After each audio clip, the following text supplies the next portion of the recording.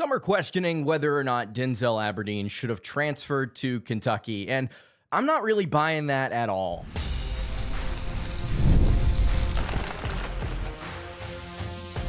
You are Locked On Kentucky, your daily podcast on the Kentucky Wildcats, part of the Locked On Podcast Network, your team every day. All right, what's going on, Big Blue Nation? Welcome on into Locked On Kentucky, your daily Kentucky Wildcats podcast. I'm your host, Lance Dawe, and on today's episode of Locked On Kentucky, should Denzel Aberdeen have transferred to Kentucky? Some say no, and I'm going to make the case for an emphatic yes. I think that he is perfect here in Lexington. Also on today's episode, Field of 68 believes Kentucky can win it all. No duh. Going to break down their national championship contenders. And then to wrap up the show, Kentucky reaching out to a four-star guard that has a comparison to a recent Kentucky guard that was pretty good. We'll dive into that here later on in the show. Today's episode is brought to you by Monarch Money. Take control of your finances with Monarch Money. You can use the code LOCKEDONCollege at monarchmoney.com for 50% off your first year. Thank you guys so much for making Locked On Kentucky your first to listen every single day. I want to remind everyone out there, we're free and available wherever you get your platforms.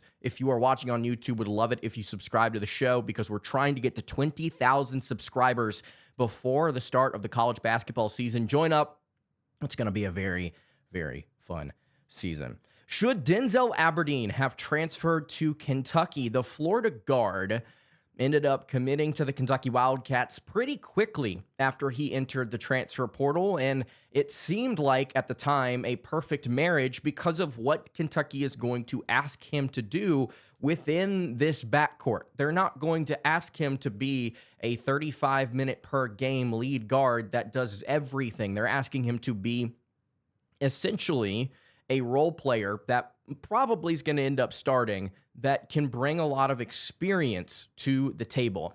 There has been some discourse online from different college basketball pundits about, first and foremost, whether he should have transferred at all, and then second of all, whether or not he should have transferred to Kentucky. I don't necessarily buy what anyone's saying about whether or not he should have transferred, because even if he ends up playing poorly, fine. But on paper, this addition has upside.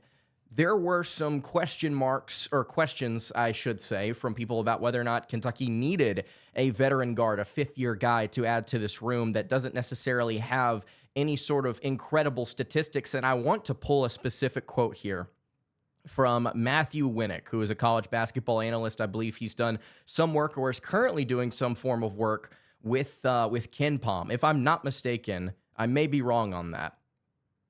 But he is a college basketball analyst nonetheless, and he did rankings of every single transfer portal player, gave them a grade, gave a blurb about what he thought about how they fit into the team that they were going to. He specifically notes that his grades and rankings are different from a typical list. He doesn't use points per game or any counting stats. He heavily weighs fit and play style into the equation, uses advanced stats to project a player's role and ability, adjusting for conference level and any other factors. It's far from a perfect exercise, he says, but the combination of smart numbers and basketball nuance allows the sheet to spit out rankings that will deviate from what the computers and eye test experts will tell you. I don't necessarily know. I think that what Matthew has to say here, for the most part, is fair. You're not taking into account fit enough, in my opinion, because here's what Matthew Winnick had to say about Denzel Aberdeen, who he gave a C+ rating. Can someone please explain the hype around Aberdeen, other than that he won a national championship?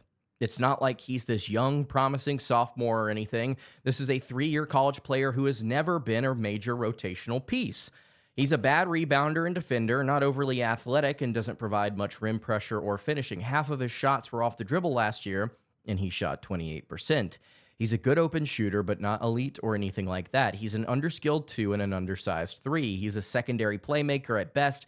His fit in the system is fine, but I'd rather start Cam Williams as an off-ball guy along the passing bigs, away and on-ball happy low.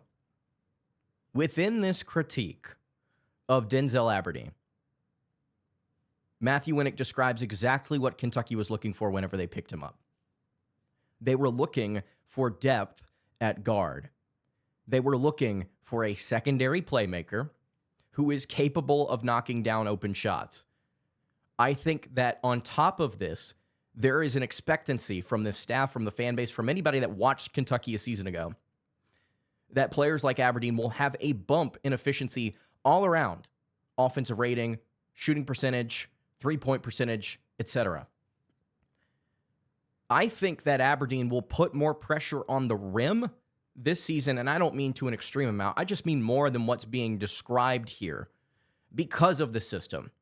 Kentucky's going to be more of a downhill team this year than they were last year.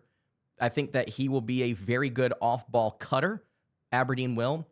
And on top of this, he's not being asked to be a lead guard.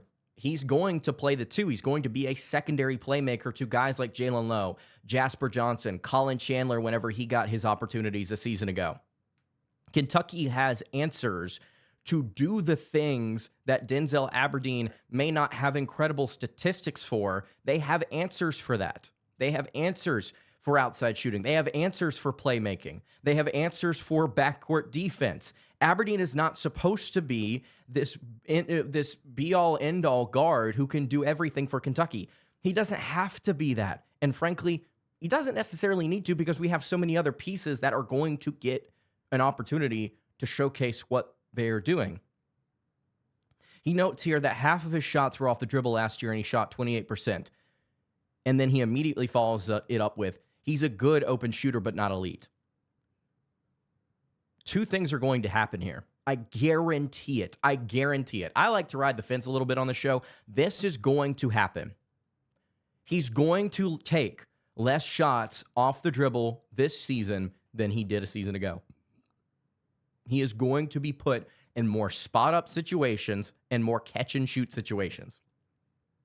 Because of that, he is going to be a more efficient shooter and a more efficient scorer than he was last year at Florida.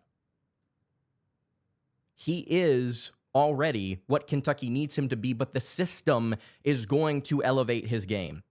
Just because he starts, by the way, which let's say he does, doesn't mean he has to play 28 minutes a game, 27 minutes a game to make an impact he doesn't have to play that many minutes just because he starts. Kentucky can utilize him however they want, and he can still be impactful, right? I want to continue to break this down, just kind of explain more as to why there might be a rise in efficiency, maybe because of some other players surrounding him. And let's talk about some comps to some other SEC guards that have made similar jumps statistically within the last half decade or so. Before we can do that, though, I want to tell you guys about our friends over at Monarch Money. Have you guys ever wished managing your money felt easier? Well, with Monarch Money, it can. Whether you're growing your savings or planning a big purchase, Monarch puts you in the driver's seat. It's like having your own personal CFO, giving you full visibility and control over your finances. Monarch Money is more than just a budgeting app. It's a complete financial command center. You can track all of your accounts, investments, and spending all in one place. So in addition to managing your money, you're also building wealth. You can take control of your finances with Monarch Money by using code LOCKEDONCollege at monarchmoney.com for 50% off your first year. Again, that is monarchmoney.com, using code LOCKEDONCollege for half off your first year. All right, continuing along here on the Wednesday edition of Locked On Kentucky, Lance Dawe hanging out here with you. Got my Locked On mug with some drip drop in it. Continuing along, again, if you guys have not subscribed to the YouTube channel or the podcast feed, would love it if you joined up. If you have any questions for the show, by the way, you can leave them in the YouTube comments below. At Locked On UK on Twitter is where you can find me. You can shoot me a DM. You can tag me in a tweet. You could do what Louisville and Arkansas fans did for the majority of yesterday, and Louisville and Tennessee fans. Who cares what the Arkansas fans think? You could do what they did yesterday and defend John Calipari in my mentions, which was just hilarious. I find it odd just how seriously people take themselves on social media when it comes to talking about college athletics. I can make a tweet about Tyrion Stokes. If he wants to come to Kentucky, it's the best place to go for NBA development, and everyone's going to jump on it and say, well, the coach that was doing that's not here anymore, as if Kentucky didn't have a history of doing that before then. And also, I think it has less to do with the coach and more to do with the program. This is the place, if you want to go to the NBA and be a star, this is the place that you go. Duke has had similar talent brought in terms of five-star acquisition, and they have half the impact, if that, of what Kentucky's Cats are doing in the pros right now. It's not the same. And just because one coach isn't here doesn't mean you still can't bring in the recruits to make it happen. Even if Kentucky doesn't get Tyran Stokes, by the way, even if they don't, which he could end up going to Louisville, he could end up going to Arkansas. Great for him. Kentucky's still going to get theirs, and they're still going to develop those kids. Mark Pope is going to do that. Well, actually, we're going to talk about him developing here in just a little bit. So we're talking about Denzel Aberdeen. He doesn't need to be this world beater at guard. He's going to have a rise in efficiency. It should be expected based on how effective the system is. Despite being rigid, I think that actually helps him. It shapes him into more of a spot-up situational type guy. Also, if you're going to pick in Kentucky's backcourt between guys like Aberdeen or Lowe struggling to shoot the basketball, efficiency-wise, it should be Lowe. Because of his shooting numbers, first of all, they're lower to begin with, but also because of the two positions that these guys are going to be playing, Lowe is going to be more ball dominant, whereas Aberdeen will be playing more off ball, and Lowe's going to be setting up Aberdeen more often than not, instead of Aberdeen doing that for other players. Lowe is going to put Aberdeen in better situations. And it's not like Aberdeen is it's not like he's a bad scorer. He's an average shooter, slightly above average shooter at various spots. It's not like he's a bad player. I don't get this question of why did they add him? He's going to play the spot that we need him to play.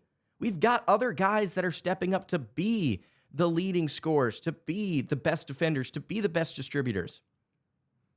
Sure, he's going to play some point guard. Sure, he's going to have some moments where he does things that are not the best to do. Everyone's going to do that. He's going to be more off ball because of how he's been utilized in the past. If you're trying to create the most effective version of him, he's going to play shooting guard, decent catch and shoot guy. Shot diet's going to be tweaked, again, because of surroundings in the system. According to KenPom, which I've talked about this actually quite a bit in the past, KenPom likes to do this thing whenever you go to look at individual players. It will provide players that are similar statistically that have performed in the past. And two here that I really like, one of which transferred to the SEC after this season, and the other was already in the SEC, playing pretty well, mind you. Or excuse me, both of these guys. Actually, I didn't even realize Tamar Bates wasn't there yet. Tamar Bates and Samir Dawe were playing at Indiana and VCU, respectively, before they transferred to Missouri and Auburn. VCU was one of the worst three-point shooting teams in the country while Samir Dawe was there, and offensively just wasn't that great. Indiana, better offensively, but still struggled in a lot of different areas that kind of weighed them down.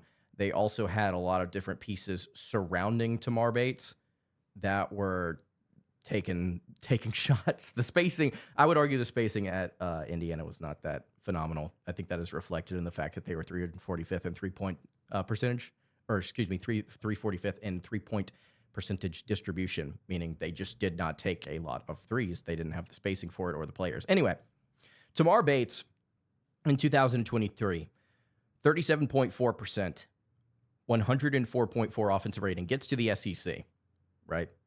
He gets to play for Dennis Gates, who has proven he's a good offensive coach. He jumps from 37.4% to 38.5% from deep, and his offensive rating jumps to 112.9. He's utilized more. The volume goes up. The efficiency goes up. He is overall a better player. VCU, Samir Dawe, just shooting just 28.4% from three, 98.6% offensive rating. He gets to Auburn, first year, 114.2 offensive rating, 436 three-point shooting percentage. Now, it dipped in his final season to 34%, and it averages out to 35.2, which is almost exactly what Aberdeen is shooting. But still, both those guys made jumps to the SEC, got behind good coaches, and Tamar was in his third season in college basketball. Samir Dawe was heading into his third. So why can't Denzel Aberdeen step into a role here at Kentucky and do similar things? See his three-point percentage go up a couple of spots. See his offensive rating go up. Be that role player that Kentucky is asking him to be. And then to wrap up here, if he was bent on transferring, which given Florida's acquisitions, he was going to probably either take a back seat to somebody like Boogie Fland, again for his final season of college. One way or another, he was going to take a back seat, like significantly, just because of how Boogie plays. Where else would he have gone to improve? Where else would he have gone to get the attention to have the opportunity to develop at least a little bit during his final season?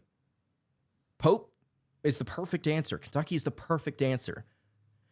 Pope didn't just improve Butler, by the way, Lamont Butler a season ago, because of shot diet and system. It wasn't like just for the one time, all these players, and it's an exception for Lamont Butler to take a rise in efficiency. Pope's had a track record of doing it with the system, with other personnel. He's been able to mix and match guys, regardless of who they are, and put them into this system and make it work. Why can't Aberdeen be that guy? Now here, with some much different personnel than Butler had, why can't Aberdeen be that guy? I think he made the right decision transferring. Locked On College Basketball did an episode about this recently. I completely agree with them in them believing that Aberdeen made the right decision transferring, and not just transferring, but going to Kentucky. They believe that he's a breakout candidate for this year.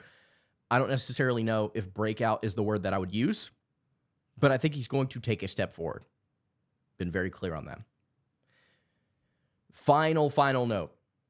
Just a question for you guys. We did not have depth last year at guard like we do this year. And injuries piled up, and we had problems. Would you rather have Travis Perry, or would you rather have Denzel Aberdeen whenever you get down to your third string guy to play point guard? I'm probably going with the fourth-year senior that's won a national championship. It's just me. All right, real quick, let's try and knock both these things out here real quick. I went long talking about Aberdeen. 18 minutes, jeez. 18 minutes talking about Aberdeen. That's for you, bro. I think you're going to stand out. All right. So Field of 68 believes that Kentucky is one of the 12 teams that can win the national title this season. Rob, I believe it's Doster has the Wildcats at number 7. In his preseason rankings, they believe that right now, Houston, Purdue, Florida are the cut above everybody else. And then you've got UConn, Louisville, Texas Tech, Duke, Kentucky, St. John's, Michigan, BYU, and Arkansas. Quote, once you get past there, the flaws are a little bit more exposed. That's where he stands on the top teams in college basketball. Yeah. No duh. I just wanted to throw that out there. Field of 68. I agree. I think this is the field maybe minus UConn, right? What I don't understand is why Duke is not getting more love. I don't get that. That doesn't make sense to me. Why is Duke not getting more love? Because I think they're going to be a pretty freaking good team. They're going to roll through the ACC. Roll through it. It's going to be them in Louisville. That's kind of going to be it. Oh, and then the last thing here. Jason Gardner Jr. contacted by Kentucky. He himself, this is according to Jacob Polachek, friend of the program, Kentucky Sports Radio, 5'11", 170-pound guard out of Indianapolis, 4-star guard in the 2027 class, tabs himself as gives himself the Tyrese Maxey comp. I can see it a bit. He's about 4 inches shorter than Maxey was, but his play style is a bit similar. Above the rim, aggressive, super long wingspans. Despite the height can get up. You see some flashes defensively, which he talks about how important that is to him to be able to showcase his athleticism through his defense. I'd like to see, if you go watch his tape, I'd like to see him get downhill a little bit more. It's not to say that he doesn't have a floater game. He clearly does, but I'd like to see him finish at the rim more consistently and sort of initiate that contact. And again, I'm not saying that's not on his tape, which it is. It is. I just want to see more of that because at 5'11", $165, $170, it's going to be tough to do that night in and night out in the SEC. He showcases it a little bit. It's something to work on. I rock with this kid. I like his game. He is not a three-point shooter. If anything, I would probably tab him closer to somebody more like Ashton Hagans. The offer list right now isn't anything that's special at this point. It's obtainable. But there's like no major blue blood here out there that has like taken a serious interest, maybe outside of Indiana, if I'm not mistaken. Yeah, it's Cincinnati, Creighton, DePaul, Indiana, IU, Indy, Morehead State, Notre Dame, Ohio State, Oklahoma State, Purdue, Texas, and UNLV. If Kentucky wants to get in on this, I think they absolutely could. I think he could be a fun ad in 2 seasons. During his time as a freshman playing varsity, he did go 2 for 15 from 3, so that is something to note. Not a three-point shooter, but incredibly athletic and seems excited about where things are going. I like him. I rock with the kid. He's got good energy. All right. That's going to do it for today's episode of Locked On Kentucky. You can follow the show on Twitter at Locked On UK. You can follow me on Twitter at @Lance_, and follow the show over on Instagram. That is at Kentucky Podcast. Any questions, comments, concerns, you can leave those in the YouTube comments below. You can hit me on the socials. I will see you all tomorrow for another episode. Have a great rest of your day, and God bless.